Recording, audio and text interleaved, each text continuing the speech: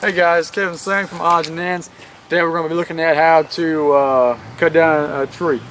And now I know it's pretty self-explanatory. You go in to cut down a tree, you get a saw, cut it down, and that's it. But there's some safety precautions and some other things that you need to take into account when you're going cutting something down. And today I'm going to be using a Ryobi saber saw, sawzall, whichever one you want to call it. This has been pretty good for me. I'm going to do a video later on about the toolkit that I got when I got this, but for now, first I'm going to do pretty much what everybody knows how to do, self-explanatory, cutting down a smaller tree.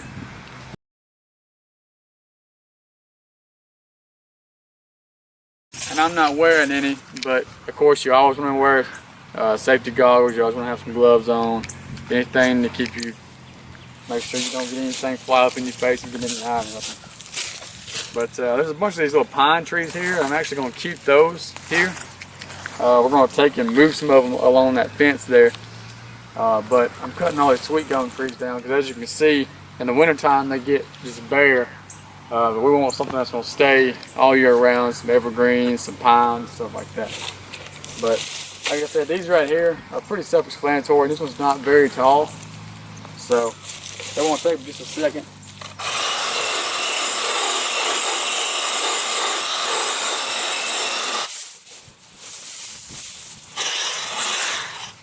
And then that one's down, and that's it. Since this one wasn't very tall, you don't really have to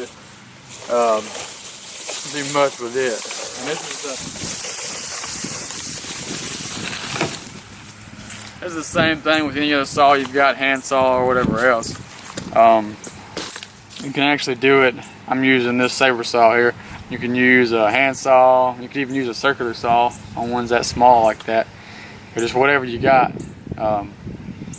But I've cut down some pretty big trees with this.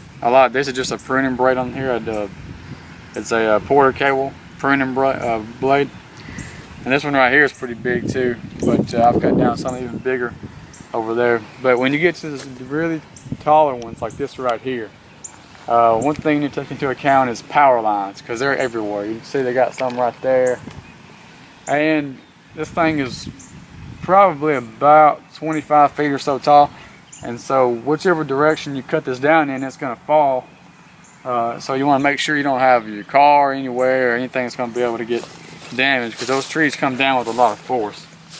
So for me, we just got out here in this house, and my brother lived here before, and there was an accumulation of mess everywhere around here. So we're trying to just clean it up, get the landscaping taken care of because it was neglected. But I'm going to have the tree for this purpose because there's a power line there. And it's too tall to really fall on that stuff. I wanted to kind of fall somewhere where I can get to it, so I'm going to have it fall that way. So because I'm going to have it fall in that direction,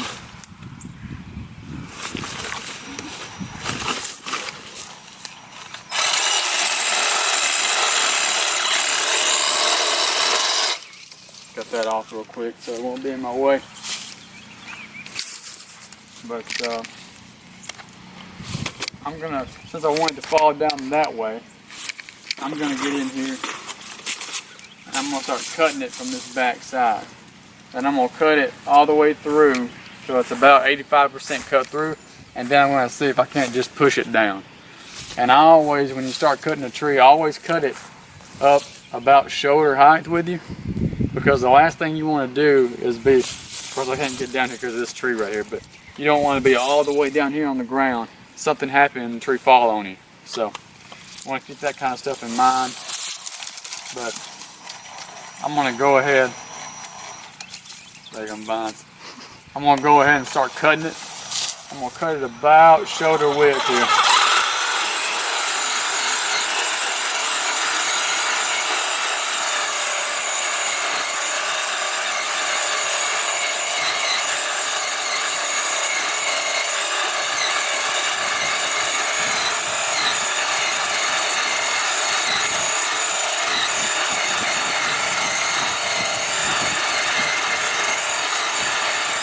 Alright, now you can see it's kind of split up a little bit now. So I'm going to see if I can't just push it down now. And you want to be careful, make sure you got your dogs and your kids somewhere else. because this one's a pretty tall tree and it's very skinny and everything. It's real small, but in width, but it'll still do some damage.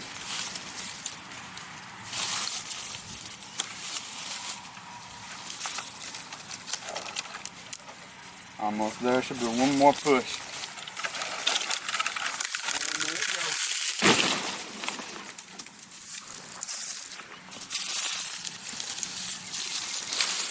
And then once you get that done, of course you only went about 85% of the way through. So you come through here and cut this, and when you cut that off, be careful because that's going to come straight down. So make sure your feet's not there, something like that. Then you can come back later and just continue to trim that down.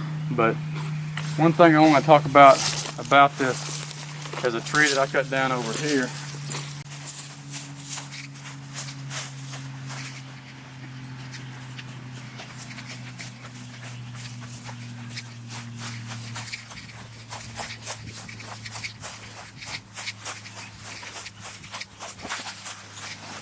This tree right here, and this one's a pretty big one. It's probably about 11 inches or so in width. 10 or 11. And this tree was in an awkward place because I've got power lines going two ways here. And it was it's hard to visualize and see how this tree was, but it was really, that's a section of it there. But it was really tall, and it was starting to get in that power line, so I wanted it done anyway because it was a sweet gum. But and that, of course, that's the neighbor's power line going to their house right there. And when I was cutting this down, I did like I did over there. I started cutting from back here, so I wanted it to fall right there. And once I got pretty much about 90% of the way through and started trying to push it over, and I realized the tree, when it went straight up, it had all of its weight of branches had branched off this way. So once I got that much cut through, instead of it started gapping back here like it was falling that way, it started gapping right here, and it almost fell over onto the neighbor's power line, which would not have been good.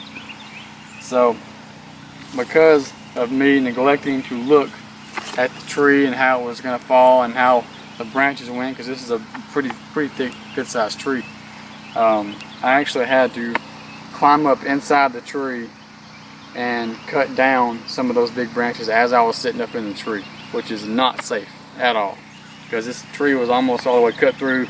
I could have been seriously hurt. So my advice, if you're cutting down trees about this size or bigger, and you got a power line or something you don't want to go one way, be sure to check that, because this tree was so lopsided. It went straight up, and then all of its weight was on this side. So it don't matter what direction you cut the tree in, if all of its weight's on that side, it's going that way. So keep that in mind. But that's just a quick video on the best and safest way to cut down a tree. I've cut down about 10 or 15 over here, and haven't had too many problems. But if you have any questions or anything, just put them in the comments below.